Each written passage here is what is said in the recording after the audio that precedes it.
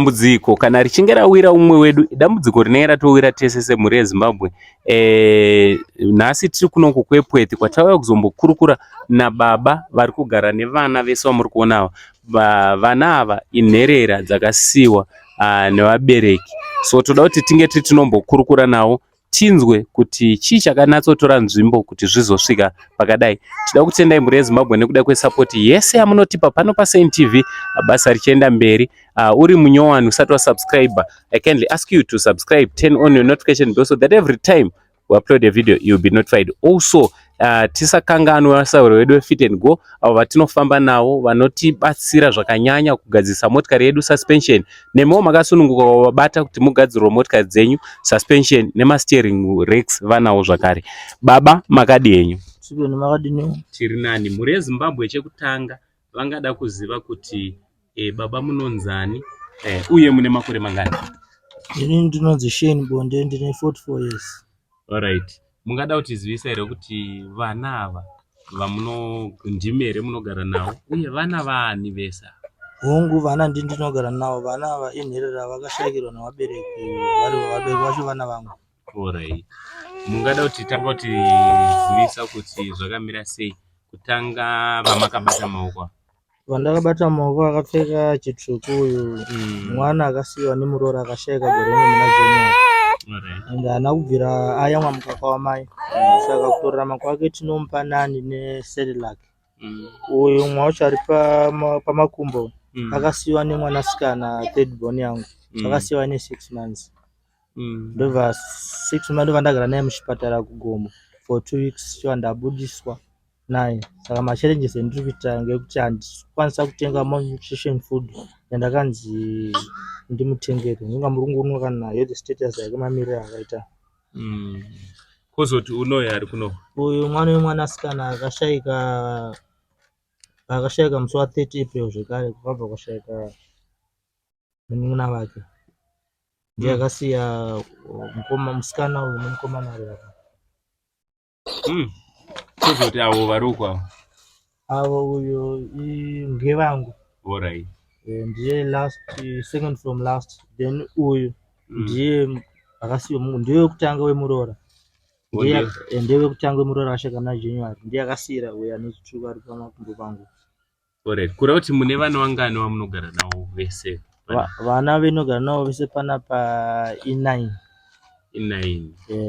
Alright. Ndisikaverengeri vangu because vangu vamwe vacho vari kuchikoro, ndikabatanidza nevari kuchikoro vanosvika 11.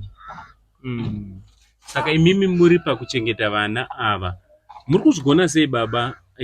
Muri kuvachengeta sei? Muri kuwana sei chikafu, mari dzemarentals, hembe, munozviwana sei? Muri kuzvibatanidza sei baba? Sedambudziko rakawira ndichigara muloko munomu, veruzhinji vanonzwa utsitsi ndivanone dzekupima, upfu nezvakangodaro daro. Pari parendi patairenda isusu takatadza kubhadhira rendi, ndobva tambogara panze for 2 weeks iri nguva yechando. Saka vamwe amai vakatinzwira utsitsi ndovakauya kukumbira landlord panapa. Mukaona imba yatiri kugara yakanga imba yasakara, vakazotsvaga bhilidha vakabhadhara, ndakabatsira naye kungovaka, asi hapana roof. Ngamukuona kuti pane maplastic, ndomagarire ndiri kungoita izvozvo. Alright. Kuri kuti mvura ikanaya manje zvinofamba sei nekuti nguva yemvura yakutouya? Itore dambudziko rekuti usiku handina hope. Tiko mvura ikauya ndichaita sei nevacheche ivava? Saka kuna here vamwe besides vavakidzana vanombobatsira navo? Munozvifambisa sei pakubikira vana, kuvagezesa, kuvariwachira? Kubikira vana pekutanga zvakambondiita challenge hombe, asi semunhu atojaira ndakutoziva timetable yevadii kuti nguva yakati vauda kudya, nguva yakati vauda kuti vashambidzike ndivageze. Saka nekuda kwekudaro zvatopinda muropa, ndatojaira. Rubatsiro rwamungati mungada kune vangada kubatsirana nemi rungava rubatsiro rwei? Rubatsiro rwekutanga ruhombe pekugara, kuti ndiwane kuita safety newana since tatosvika murain season. Kozouya futi chikafu, ngamuziva kuti vana vachiri vadika vanoda kudya padiki padiki. savadika ava munovafidha nei? Ndikuona vari kumwa mahewu. Muchicha munovapa zvakare vadika vachecha kadiki uye vane mwedzi mingani vadiki vari kumakwenu? Uyu ane 9 months, uyu ane gore nemwedzi, uyu ane 2 years 8 months, then uyu ane 5 years, uyu ari apa ane 4 years 3 months. Sa munovafidha sei chaizvo? Waakufamba nekutaura handinetsi, ndinongopakura ndovaisira mumaplesi. Unoona pane lunch yerice, ndongopakura mumaplesi avo ndopa vakuru vodya, then ava vadika ndo inofidha zvangu inini. Muri vezimbabwe ndofunga muri kuiona nyaya iri panapa. Vana ava vamwe vachona utano chaivo hauna kutomira zvakanaka. Takutokumbira kutodzokawo kwamuri kuti kune vanokwanisa kunge tiri tinobatsirana nababa vari panapa vabonde, tinge tiri tinobatsirana navo kuti vadika vawanewo kuriritirwa zvakanaka. Imba yavari kugara ndiyoyi yamuri kuona isina kumira zvakanaka. Mvura ikatonaya nhasi, vadiki vese vava vanonayiwa nemvura, kana magumbeze kana zvekupfeka zvinodziya. Upenyu hwacho hwakaoma. Takutodzoka kwamuri kune vanokwanisa kuti tinge tiri tinobatsirana navo kutenga chikafu, kuti vavewo nepekugara pari nani, kuti vasununguke. Ngatinge tiri tinobatana panhamba dziri paskirini toona kuti tingabatsirana navo sei.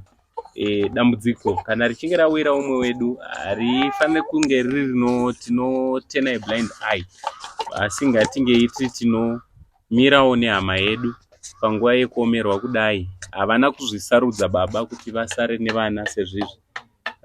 Vana vavo vakapera kufa kusvika vasara ivo vari munhu ega aripo pakuchengeta nekutarira vana ava. Inherera dzamuri kuona idzi, so ngatinzwe tsitsi tinge tiri tinobatsirana navo. Baba makadii? Tiri nani, makadii zvenyu? Tiri nani. Alright, vanonzi vabonde munovaziva here uye munovazivawo sei? Ndinovaziva ari munhu watogarisana naye. Handiti? Aine dambudziko rake revana vake vanogara navo pano. Munhu ari padambudziko rakakura zvokuti tachitokumbira kana pane vanotokwanisa kutobatsira vakwanise kubatsira, because ipapa kutoya kwavakaita ipapa vaitogara panze. Vatodzingwa nalandlord, havatadza kubhadhara marentals. Saka kana pane vanobatsirawo totokumbirisisa nemwoyo une rudo dei vakwanisa kuvabatsira. Izvezvi imba yavanogara maiona mamiriro yakaita. Mvura ikatonaya izvezvi kana kuti ikangomisa bedzi, unotanga kutadza kuziva kuti saka vanhu ava vachararama sei ende vachaita sei nevana. Saka ipapo tokumbirisa mhuri yeZimbabwe tibatsirewo ipapo. Vapuwo kana assistance yekuti vana chikafu chaicho hapana. Chikafu ndo chiri kunyanya kunetsa challenge. Vakwanisa kuwana kana chikafu nepekugara. At least pamwe zvaigona kuita zvakanaka. Aiwa, tinokutendai baba nekuti pawo uchapupu hwekuratidza kuti zveshuwa munovaziva baba. Ndinotenda zvangu, ndinotenda. Aiwa, ndofunga mangozvionera mamiriro akaita zvinhu pamba apo kuti idambudziko rakakura riri nemurume uyo. Kune vese vachada kubatsirana naye, aiwa makasununguka kuti bata panhamba dziri paskrini. From Ango Saint neSaint TV crew for now tichiti it's much love and God bless.